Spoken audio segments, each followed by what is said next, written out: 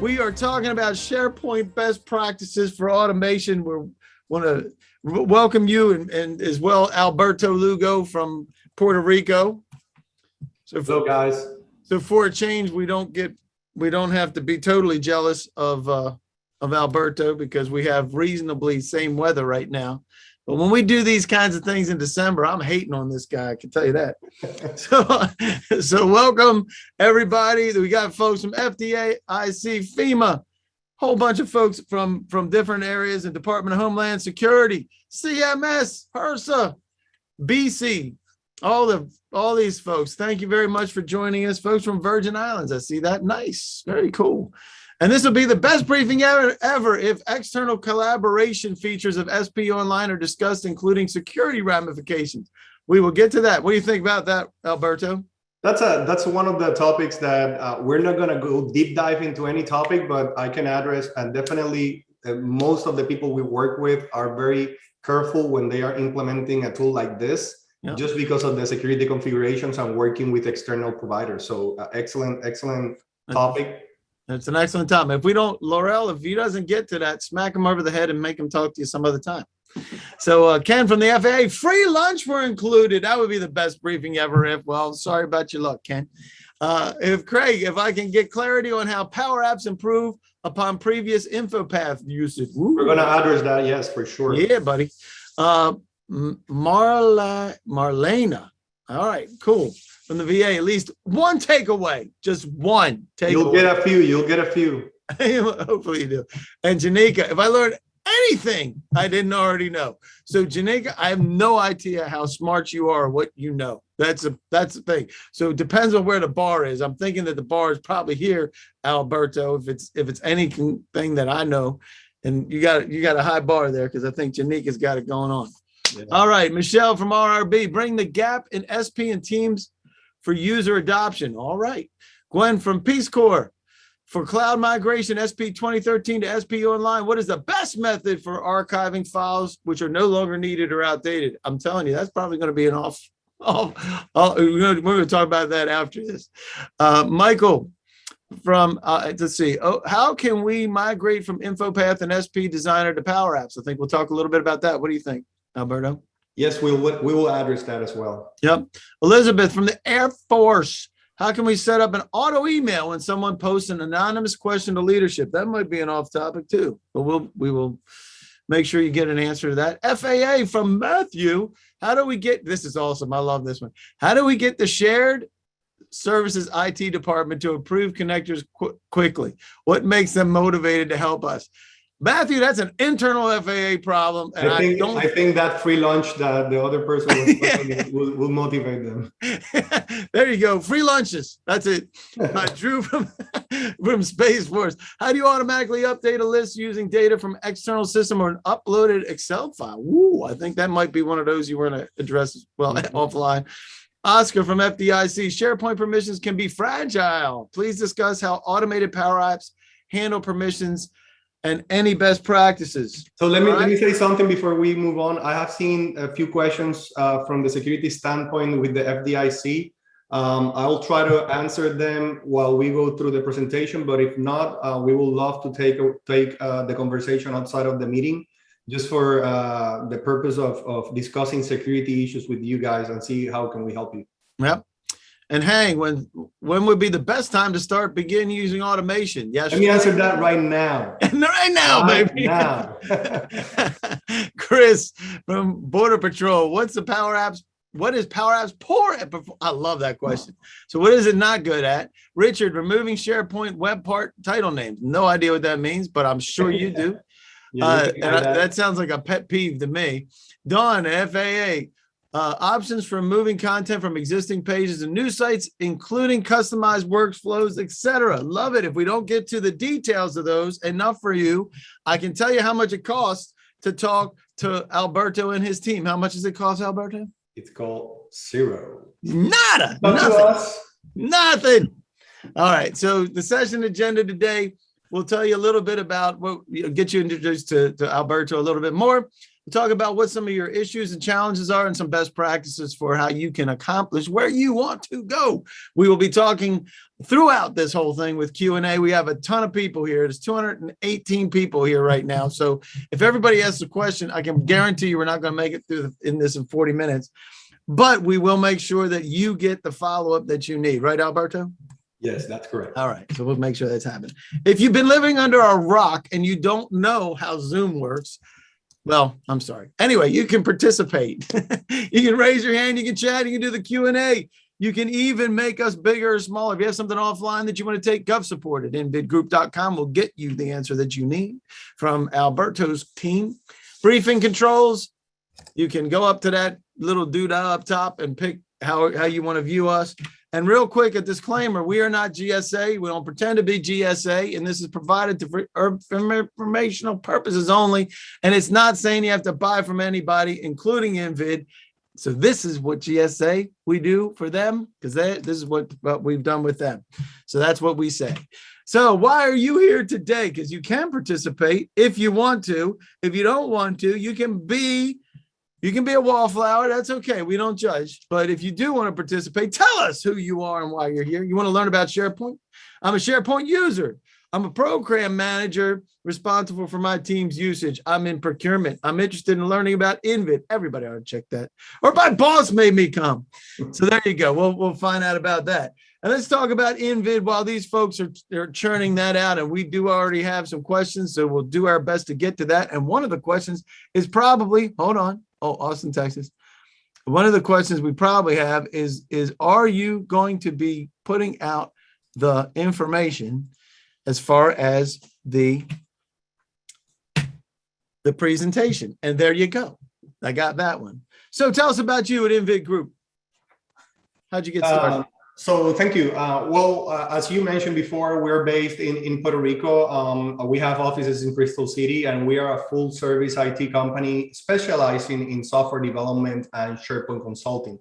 We have been working with the product since its first version in 2001. So we have migrated from different versions of the product. We have migrated from on-premise to the cloud. And we have worked with clients in different industries, such as the government and private clients in their migration strategies and their security configurations. And that's why I was telling a few folks that we could definitely address those issues or those concerns of offsite. We also create software and we license software. We have an emergency response automation software that we created a few years ago. I wonder why you did that. Yep. And we are GSA Schedule 70 holder. We are getting to STARS 3 hopefully in the next few weeks or in the next few months. And we also are 8A and Hub Zone. And Hub Zone, that's brand new, folks. Yeah. He's got the Hub Zone. So I was saying, we've been an SBA 8A since 2016, Hub Zone since a few months ago. We are an MBE since 2016, DBE since the same year, and we've been a Microsoft Certified Gold Partner since 2004. Most of the work that we have done for Microsoft is around the SharePoint platform and process automation. So we are the go-to partner with them on the Caribbean for creating SharePoint sites and migrating SharePoint projects. If we can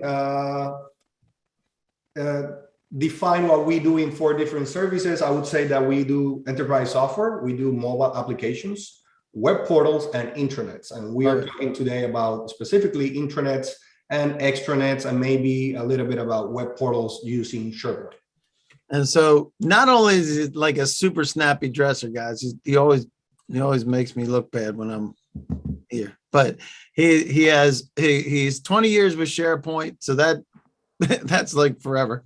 And he likes to kite surf. So we dug this up just for you, Alberto. So that's no joke. You're living in the Caribbean, you need to learn to kite, right? That's right. It's everywhere. Small island. That's right. So there you have it. So you have a pretty cool simplify, automate, and measure. That's pretty cool. Yeah, that's our, we started using this tagline a few months ago because that's what we do. And we wanted it to let people know that we simplify business processes, we automate workflow, and we measure results so you can be in the know of what's happening with your processes. Love it. Love it. So the next poll is, this is kind of a leading question. So what do you use Microsoft 365 for? Because a lot of folks don't even know all the functionalities that are potential there, right? So you got Teams. I wonder who else is using Teams. Everybody probably. You can use pick as many as you want. So secure cloud, centralized communication, Power Apps, process automation, or something else. Fantastic. We'll get to that. And oh, by the way, participation is easy. So let's get to, we got somebody from Austin, Texas. Nobody has any questions yet. That's impossible. And it is painless. Voting is painless. It is absolutely painless. And participation is painless.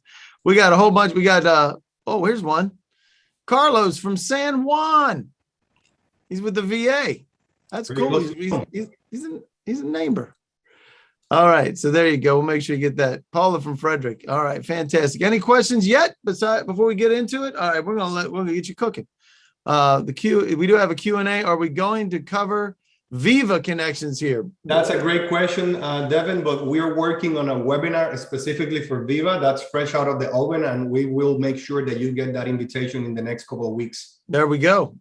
There you go, Devin.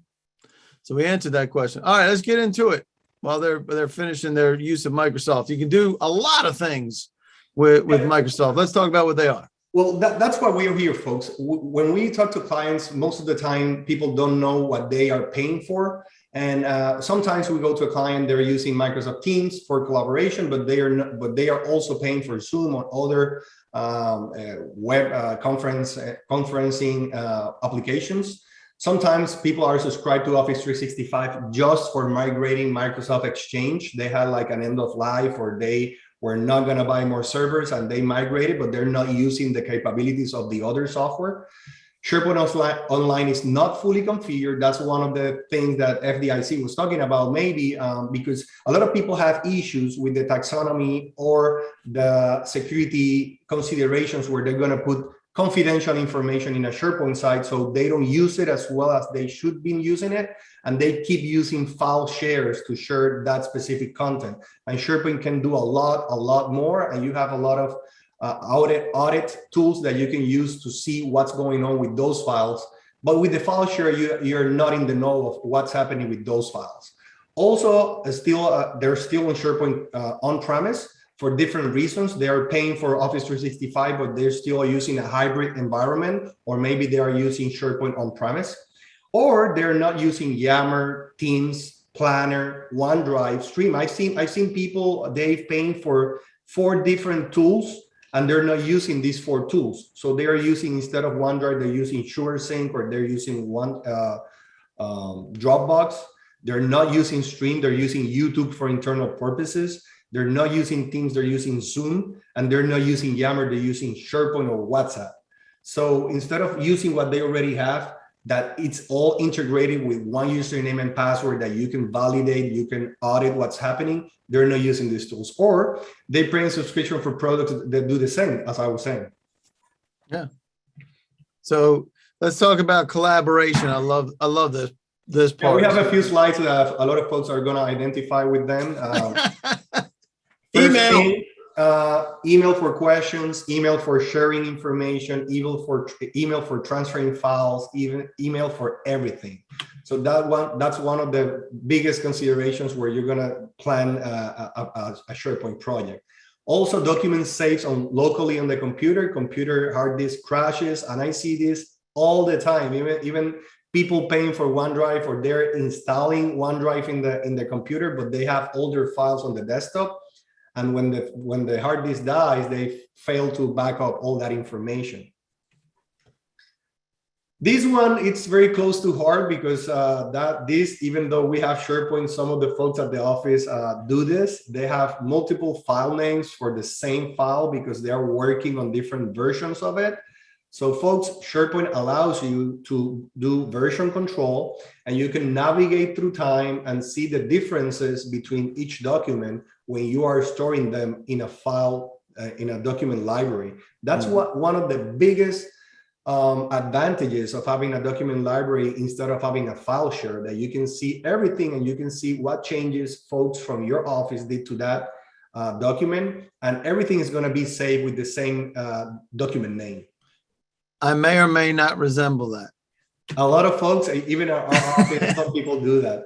And then a lot of manual processes. You keep printing stuff, you keep signing stuff, you keep sending those through internal mail, or you keep sending information through email, and you're not automating a simple process that you can do with Power Automate and Power Apps.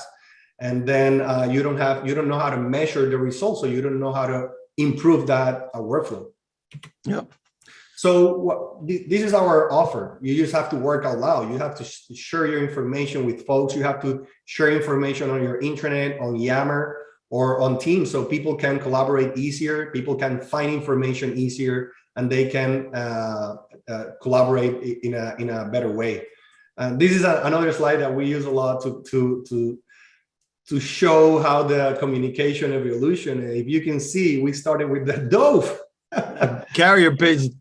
But the thing is that from the email to social to all these tools, it hasn't been a long time. So technology is moving very fast, and we have to pay attention to what's happening around us, so we can automate processes and make the most of our day, because jobs nowadays are more demanding, and you gotta cover more ground in the same time as you were before. So now you gotta use these tools to make it better. For example, you have chats. Instead of sending email, you can chat with a person. You can go on a meeting in terms of seconds instead of coordinating a call. You have intranet with electronic forms that we're going to cover in a little bit. You have Yammer to share content, and this has been a blessing for companies all over the world. And we can show that we had an improvement in collaboration, even though we were on COVID lockdown. On our office, we kept together and we kept sharing information like we were in the office by using Yammer. And Yammer is a Facebook, but for internal purposes. So you can follow topics, you can follow things that you are interested in, and then you can see a news feed with information related to your job, to your team, or to your company.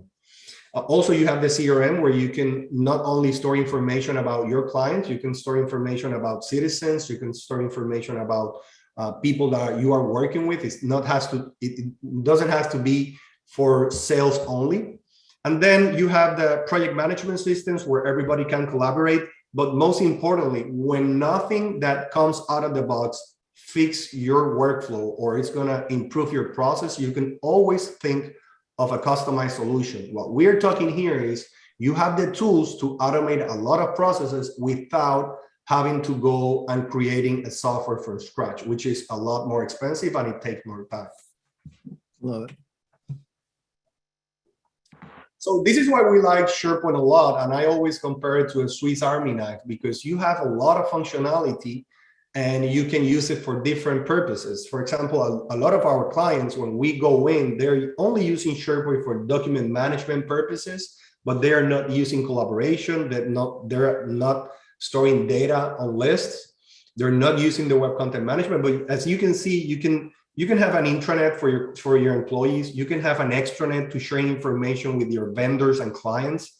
You can have right management. So when you're going to send a file through the email, only the person responsible for seeing that email is going to be able to do so. You can restrict them from printing it, from downloading it, from forwarding it to other people. That's one of the biggest features from right management that I think a lot of our clients enjoy.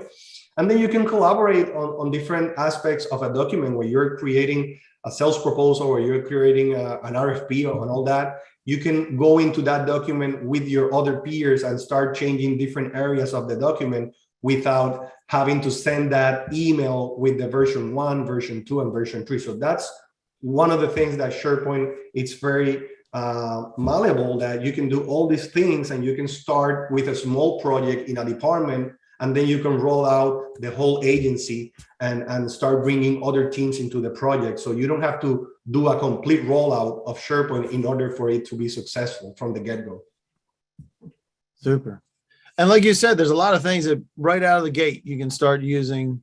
Yeah, a lot of companies hire us just to do taxonomy, all the menu items and how the people are going to find stuff.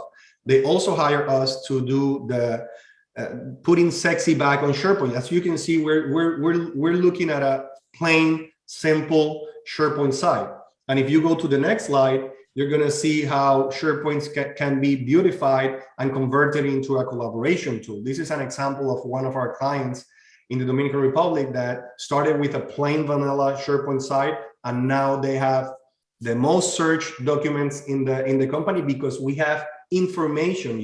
We're going to be able to see what people are searching for, and we're going to be able to put that in front of them from the first portal. We have the menu from the cafeteria. Go back one slide, please. We have the menu for the day in the cafeteria of the company.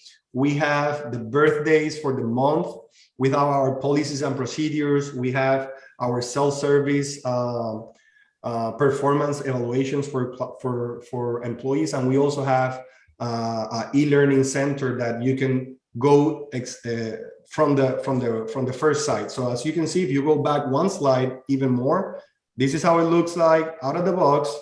Go back to the next slide. This is how it can look in a matter of weeks when you start paying attention to what you have in your Office 365 subscription. Go to the next slide. We're going to show a few of the different clients that we have been working with. This is AstraZeneca, a pharmaceutical company here in Puerto Rico. And this is, we're showing just the slides that we can, because this is internal information. We have, of course, permission to show it. But as you can see here, you have the mobile version of the website, and then you also have the web version of the product. So you can either or work from your mobile device, or you can work from any form factor.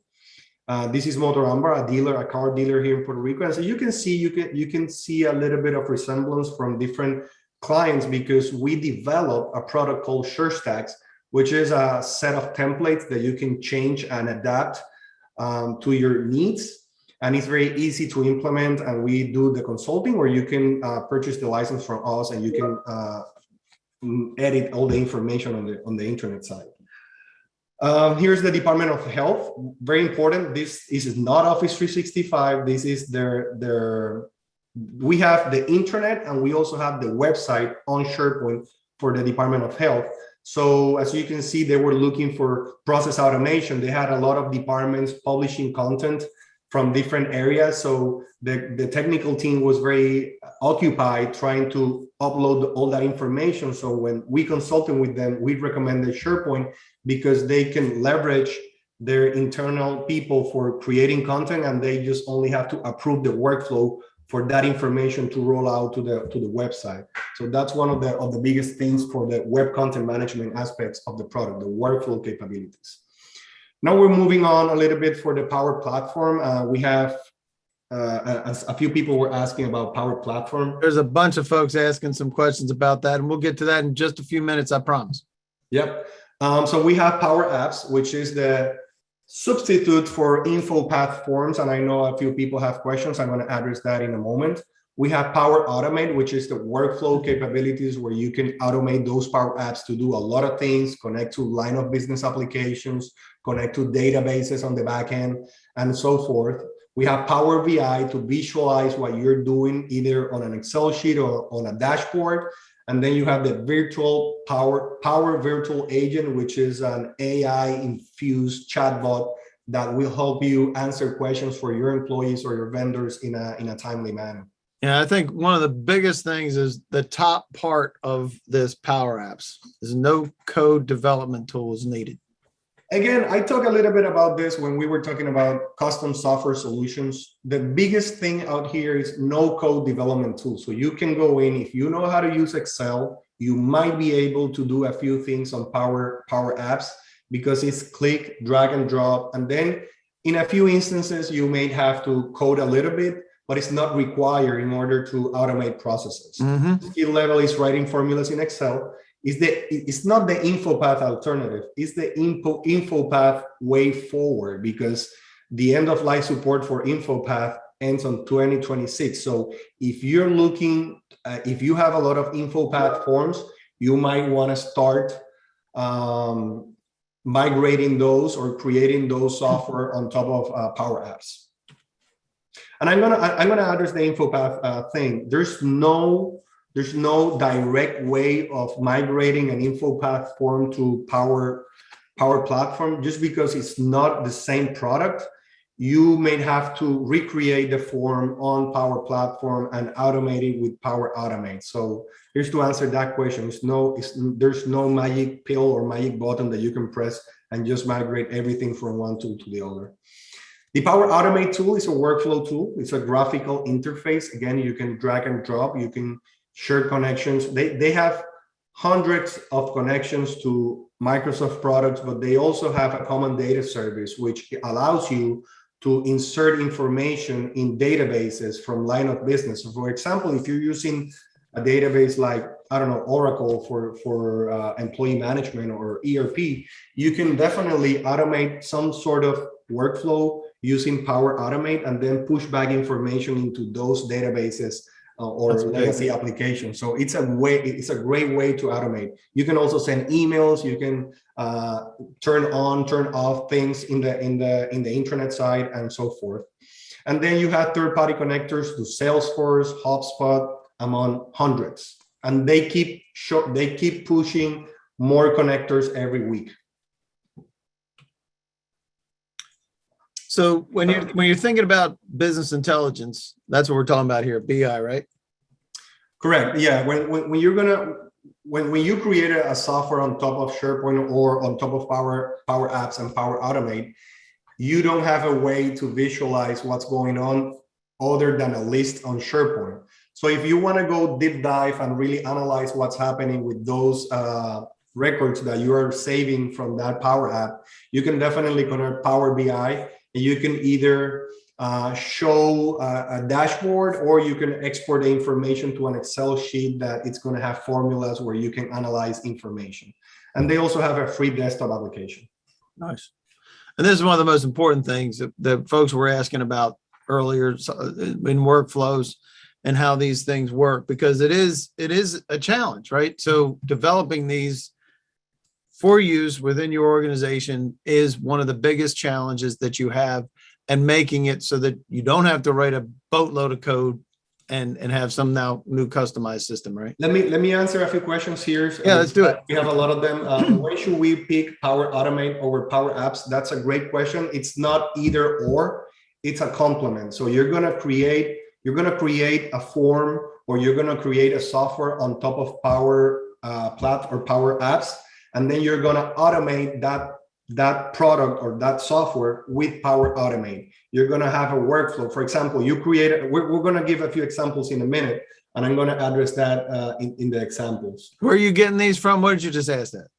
Jackie Merloni. I got it. All right. So I want to make sure that we get through to one. Also, can you talk a little bit more about intranet, extranet features? For sure. The only difference, or the main difference from an intranet and an extranet, is that the intranet is for your employees, and then the extranet is for your vendors, your partners, or external resources, external people to your organization. So you can have a different area of your intranet where you're gonna put information that is relevant to these people, and they're not gonna be able to see the birthdays of your employees or the document and procedures of your company. They're only going to be able to see what you want them to see.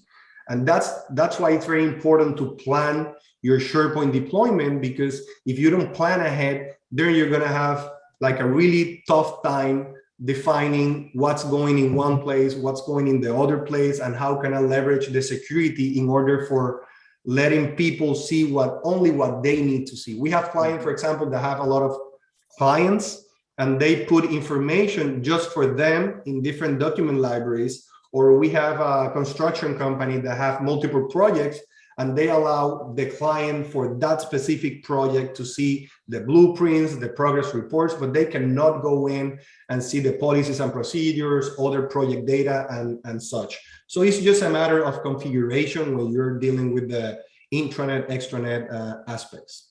I think that answers, that kind of goes to Karen Kapoor.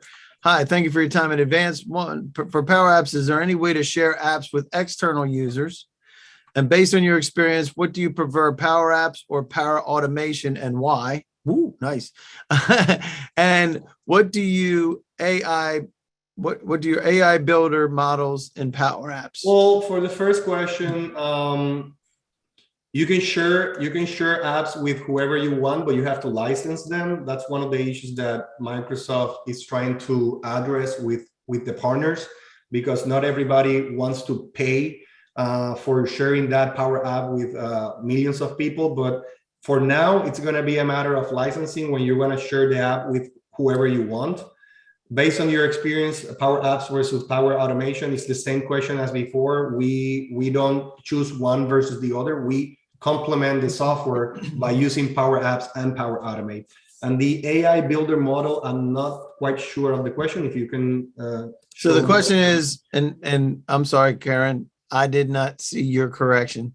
Question. He corrected which AI. Yeah, here's the updated question. Which AI builder models in Power Apps do you prefer and why?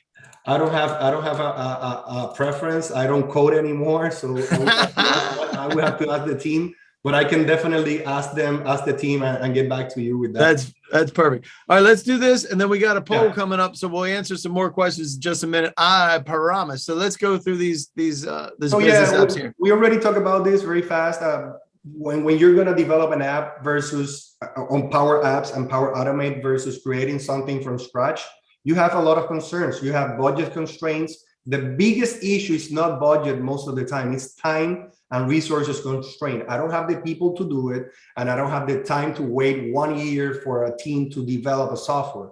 So, and the business expectations in this work environment, they change weekly. So the requirements for one software might be one thing on a week and might be another thing on 3 weeks. So you need to be very fast when you're going to develop some of these softwares, right? And then you have a lot of paper processes, complex processes, and legacy system maintenance. You're maintaining a lot of software that you did 10 or 15 years ago. And no, not in the government. No way. That's why you might be considering automating some of these processes by using Power Apps and Power Automate. So yeah, there's a lot there. All right. So do you have Power Apps in your Office 365 subscription? Because this is I don't have that in here. So you have to answer yes or no in the chat. But before everybody goes nuts on that, how many users have you migrated using your application, and are you FedRAMP certified? That comes from Rajiv. That's a great question, Rajiv. I think that depends on where you're running your Office 365, right? Is whether you even need FedRAMP, right? Where's that? Can you repeat that question? That's in the chat. Sorry. Okay.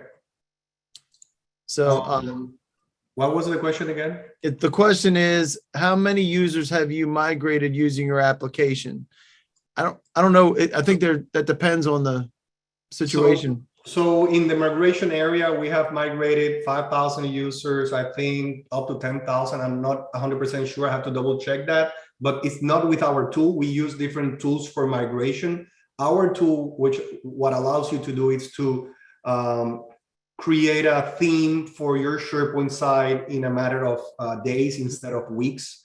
Or in a matter of hours. You can change colors, you can add web parts. We create custom web parts for our clients, and we also license them. So that's either or. Cool. Can automation work with other MS programs like Project, Visio, and Visual Studio? Great question, Oscar. Yes and no. It depends on what you want to accomplish, but you can definitely get some information from one system and automate it with another. But I'm not sure if I understand 100%, so I can take that offline as well. Awesome. So Nigel's asking, could you touch on SharePoint versus Confluence or Jira? Yeah, I think they're two very different products. I think you can do a few things that you can do in Confluence and Jira with SharePoint, but I don't think it's for the same purpose. So I'm not really sure that that I could compare them. I think it could be a complement, but definitely it depends on what you're trying to do with Confluence and Jira, because if you're not using 100%, which is one of the things that happens a lot, if you're not using 100% of the services that Jira and Confluence provide, maybe you can emulate some of those needs in a SharePoint list or in a SharePoint site. And you can automate some of the process with Power Automate and Power Apps, and you don't have to pay for that license. But it all depends on what you want to accomplish.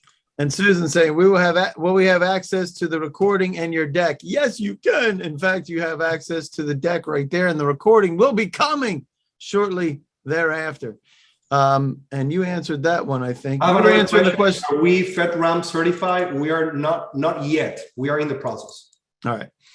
And yes, we have Power Apps. So there's a bunch of folks that do have Power Apps, and we will continue rolling. Let's see. I have questions for a few people asking to show examples. So for some Power Apps. So let's move forward. I have a few of them. There we go. See. That's a great lead in, ladies and gentlemen, right into what. Yeah, we already copied. Well, I'm going to show this slide. Instead of the information, I want you to focus on the Power App. And this is the engine where you code or where you drag and drop and you create the Power App.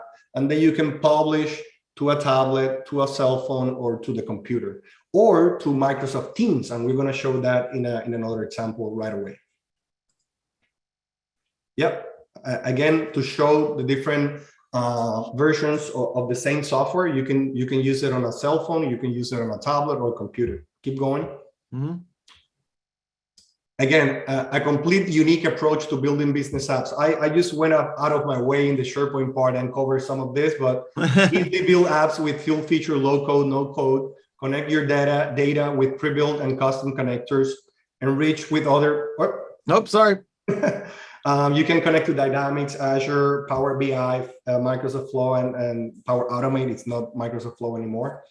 And strong enterprise governance and security. Let's go to the examples. I wanna spend a few minutes with this. So this is one of the most common asks from clients. We want a leave request or vacation request form. We're using Excel, we're using PDF, or we're using a line of business application, but we don't have control over what's happening with it. So we created this example and we inserted this application inside of Microsoft Teams. So as you can see in the far left corner, you can see like a small red dot where you can see that we created a custom logo for the Invite leave request. And when you click that logo, you're going to get the form inside of Microsoft Teams. So for people that are not very proficient with websites or tools, if they're already using Microsoft Teams, you can push a lot of this information. You can push your intranet site, your SharePoint site on a tab inside of Microsoft Teams. And you can also create Power Apps and push them inside of Microsoft Teams. So that's a great way of putting things where people are going to see them first, so they don't lose time searching for information. And then this is the area where you can see the different leave requests that we have. We have pending a pending leave request, and we have another in draft. Keep going. Oh, sorry. And then this is a Power App for room reservations in a university campus here in Puerto Rico. Any person that wants to reserve different things, it could be a projector, it could be a conference room, it could be a different area of the university. They can fill out a form on a Power App, and it will go through a workflow system for approval. So you can either approve or edit and with comments.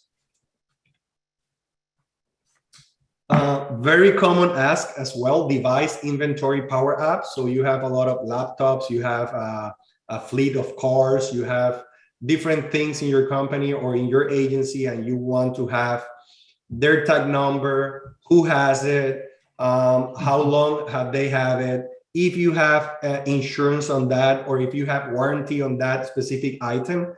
And then you can see like a log in the dashboard where you can see what is working, what is not working, what is decommissioned. So again, another ask, or you can also scan the serial number of the computer, or you can enter manually. You can enter the status, when it was purchased, warranty expiration, and all that. This is a recruitment referral system that we created for a client of ours. This is the intranet, and they have the EverTech University and all that, but they are always looking for new talent. So when they cannot find people, they always ask employees for referrals. So any employee can go in, create a new referral. They can upload resume or the CV for that specific employee.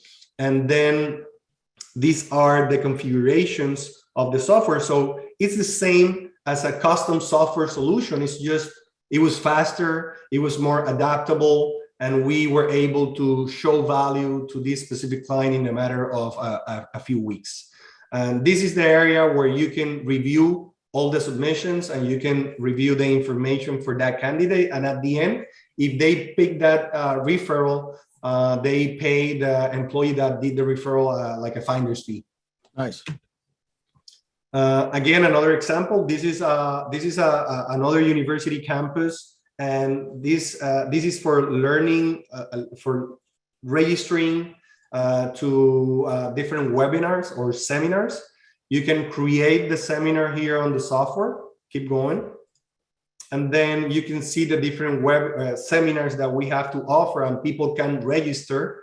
And you see to the right, you can see a list of people that are already registered. And when they come to the seminar, they can sign, because this client wanted people to sign next to their name, because they are a local government agency that requires that. And here is the final report from Power BI, where you can see the actual same document that they had printed, but we created it digitally, so they can they don't lose any of their workflow that they had before. They didn't want to change anything. They wanted it only to automate it.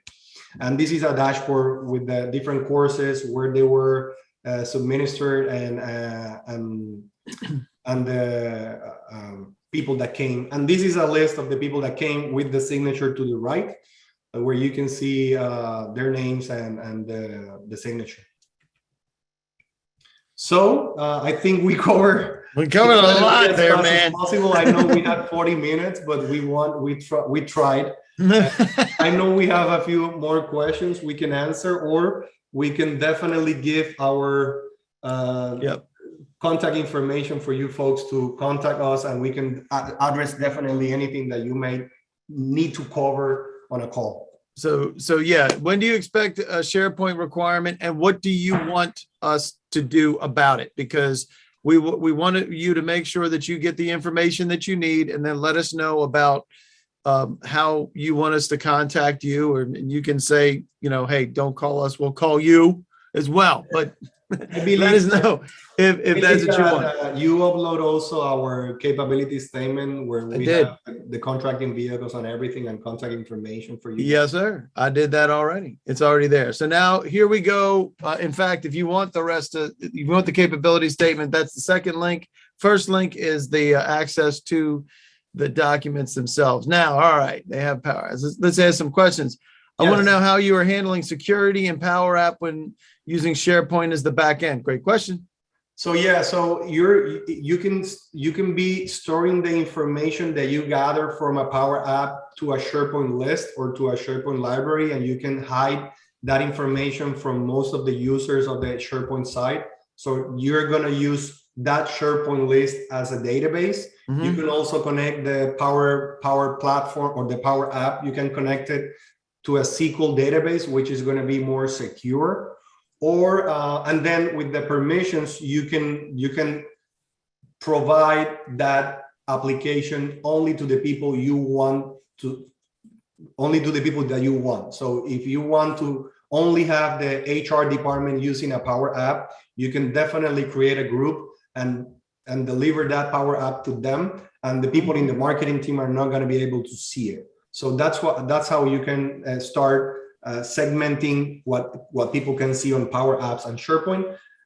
Can you use Power Apps for onboarding and offboarding? And the answer is yes. And that's a great way to think about Power Apps, because you can definitely create a list of the security that you need to give to this person, the laptop, or any other considerations that you may have, or documents that they have to sign. And at the same time, when they're going to be offboarded, you can have the list of all the things that he had or he signed in order for you to offboard them. So that's a great example. And yes, you can do it.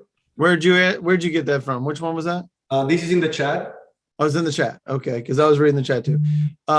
Candace says, I'd like to attend another class because I had to answer a phone call during this briefing. Get out. No way. Yes, the answer is yes. You'll get a copy of the recording. And then please share slides. You got them. Nick says if my answer is just hiding the SharePoint list, that's a way to do it. We can go more into the security considerations, but I'm not going to address that in the 2 minutes we have. But there's multiple ways to secure the information that you're saving on the SharePoint side. All right, Stephen Hunt, I'm hoping that it looks a lot less like marketing. We were talking a little bit about InVid when we started, but hopefully you got that stuff done. And Karan says information is very helpful. Good, you can stay, Karan. Thank you for offering this. A few of our team members cannot join. We'll make sure you get a copy of it. You better believe it. Susan asked with the site that we had the most search for documents and links. The SharePoint site, you can turn insights for the SharePoint site, so you're going to be able to see what people are looking for. SharePoint has a great analytics tool, but there are also third parties that give you more insights on what people are looking for. And that way you can definitely try to put that in front of them for easy access. For Power Apps, what computer language is used in Java? I'm not sure if it'll be flexible or power enough to implement a small budget request process. Great question. What's the question again? We'll probably take that one online, but what is the computer language that it's using? Is it Java or? No, it's Microsoft. It's JavaScript, it's C#, it's Microsoft languages. And they also have like a pseudo coding language that they have inside of the platform where you drag and drop. They will do some coding in the backend, and then you can go in and edit that. And Jackie, I think if you're wondering if it's powerful enough to implement a small budget request process, that'll be a question to ask Alberto. How much does it cost to talk with you after this, Alberto? It's to talk to us. It's free. Free.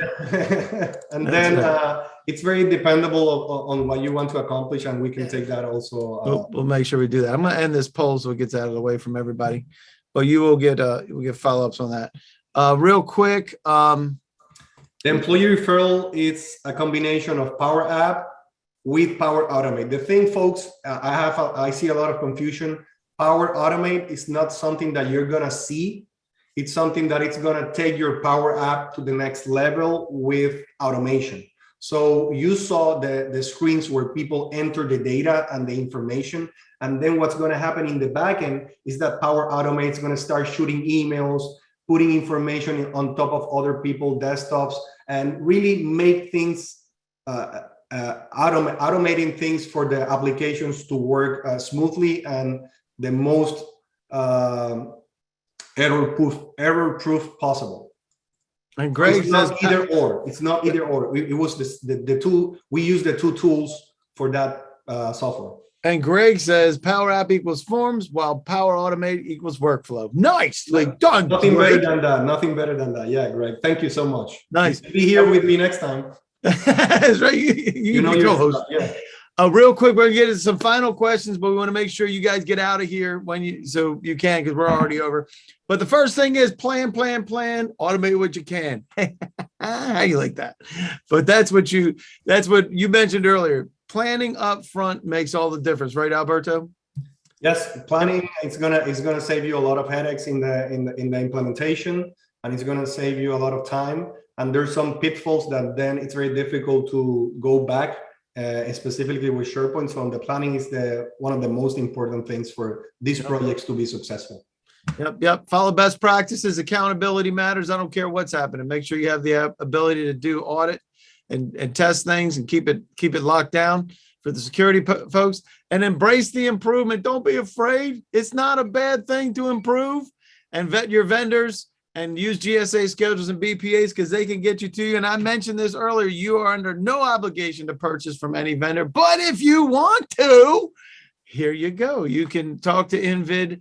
They are a small disadvantaged business, happen to be 8A certified with a Schedule 70 and a hub zone. So you can check off, if you're in procurement, anyway, you can check off those check boxes and make it easy to be able to purchase from you. We're going to get to some more questions, but in the meantime, here's Alberto's direct information. If you want to call him and harass him later, feel free. because he's laying it out there for everybody.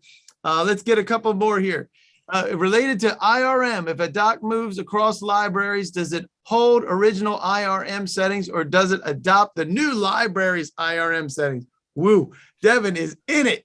That's very specific. I believe that it travels with the document, but I'm gonna double check that for you, and I'm gonna answer that later on. There you go. Yes. That hopefully you just answered it right. Otherwise, you got backtracking. Can you connect different SharePoint lists using keys? I don't think I understand this question. All right. Ying Hai, if you want to raise your hand, I'll find you and we can answer that question. You can get a little closer. Do you have a link to the reference documentations for the syntax of commands that can be entered into PowerApps field for displaying and processing fields? Jackie's on it. Jackie's working with PowerApps. That's for sure. Because I have no idea what she just said. I'll get that link for you. All right, fantastic. We'll supply that. Is there integration capabilities with Microsoft Bookings using the Power Platform? Well, I think Bookings is a standalone product. It might have some connectors, but I'm not 100% sure they have. But they might. Also, a good questions to answer. Yep. So Carlos, while you're at it, you can answer some more questions. First of all, Susan says most relevant information conveyed in 40 minutes ever. Thank you for the feedback. That's awesome. All right, Carlos, what best practices do you recommend for creating Excel-like functionality on SharePoint? Please note that we host large data sets plus 5,000 records, greater than 5,000. Yeah. I mean, the 5,000 issue, it's not going to go away. We talked to the SharePoint development team, and the issue is performance for them.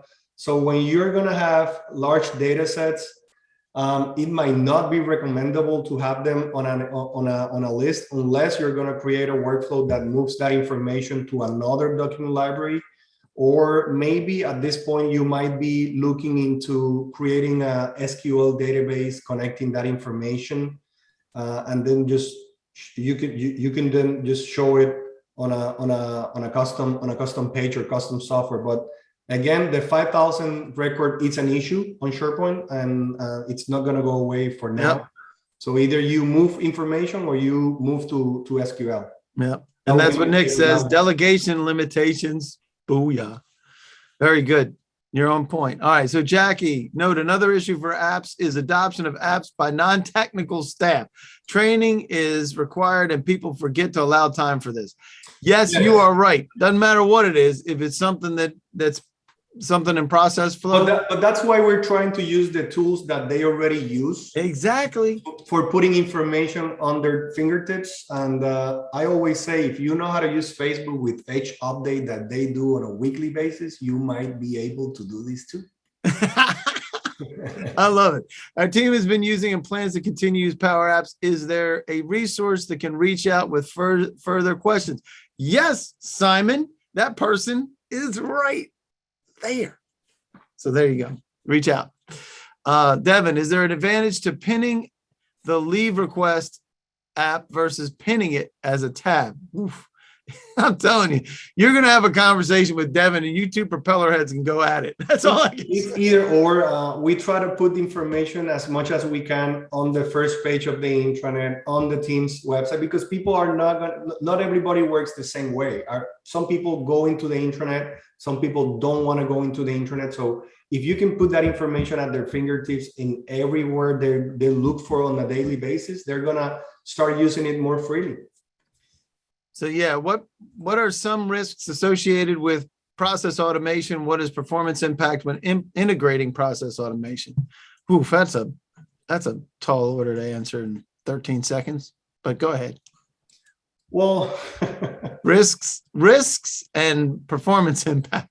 There's a lot wrapped around. I don't think there's the risk here is not doing anything. If you're paying for the product and you're not using it for your advantage and for automating processes, I would suggest start with something small that you in a specific department that you can control on a control environment. And when you see how it works, and when you see how fast it is, and when you see that it works for your specific needs, then you can start leveraging that application to other departments, and you can start thinking big. We have a client that started with one application and they wanted it like 80 different applications because they saw that they could definitely use only one tool for all.